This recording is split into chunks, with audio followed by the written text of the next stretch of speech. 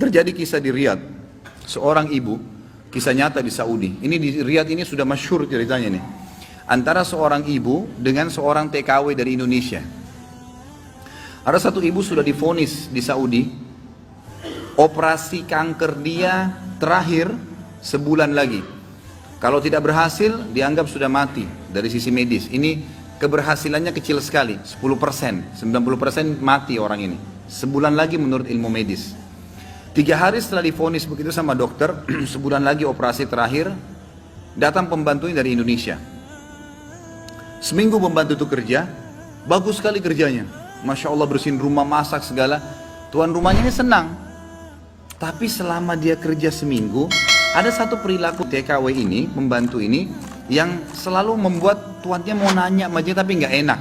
Akhirnya setelah seminggu itu ditanya, ternyata dia kalau siang hari, habis selesaikan kerjaan semua, habis siapin makan, dia masuk kamar mandi, lama di kamar mandi pembantu ini. Nggak tahu buat apa gitu. Pas dia keluar dari kamar mandi, setelah seminggu ditanya sama majikannya, maaf saya mau tanya, kenapa kamu ini setiap masuk kamar mandi, lama, ngapain? Langsung nangis tiba-tiba TKW itu menangis, pembantu itu menangis. Dia tanya kenapa kamu nangis? Dia bilang ceritanya begini sebenarnya. Sebelum saya berangkat ke Saudi di Riyadh ini, 12 hari sebelumnya saya baru melahirkan. Dan saya punya bayi di Indonesia. Saya lagi susuin. Nah saya tinggalkan karena keadaan ekonomi. Terpaksa saya tinggalkan. Visa sudah keluar, saya melahirkan, saya berangkat. Nah saya masuk kamar mandi ini, saya keluarin air susu saya. Karena kalau tidak payudara saya sakit. Coba, kalau antum dengar keluhan seperti ini dari pegawai, dari staf, dari orang, apa yang antum lakukan? Perhatikan perilakunya muslimah ini, ya. Majikannya buat apa?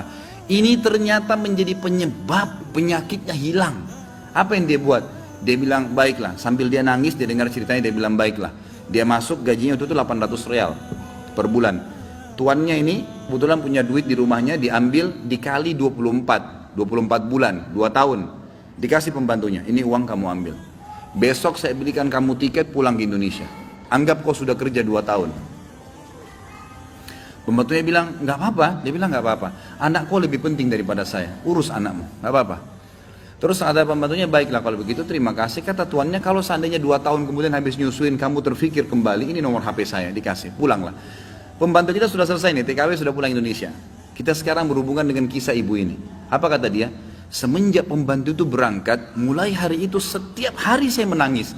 Menangisnya bukan karena sedih penyakit saya merasa terharu, susah menggambarkannya, terharu betul dan bersyukur kepada Allah. Bagaimana Allah membukakan pintu itu buat saya.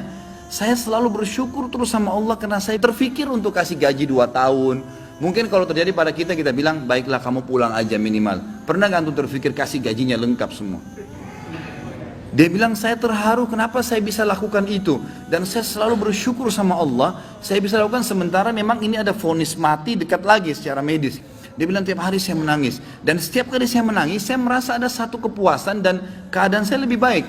Ringkas cerita, tiba masa operasi, ditelepon rumah sakit, disiapin semuanya alat operasi. Tiba di rumah sakit, dicek sebelum operasi, dokternya duduk setelah cek di kursi lalu bertanya, kamu berobat kemana sebulan ini?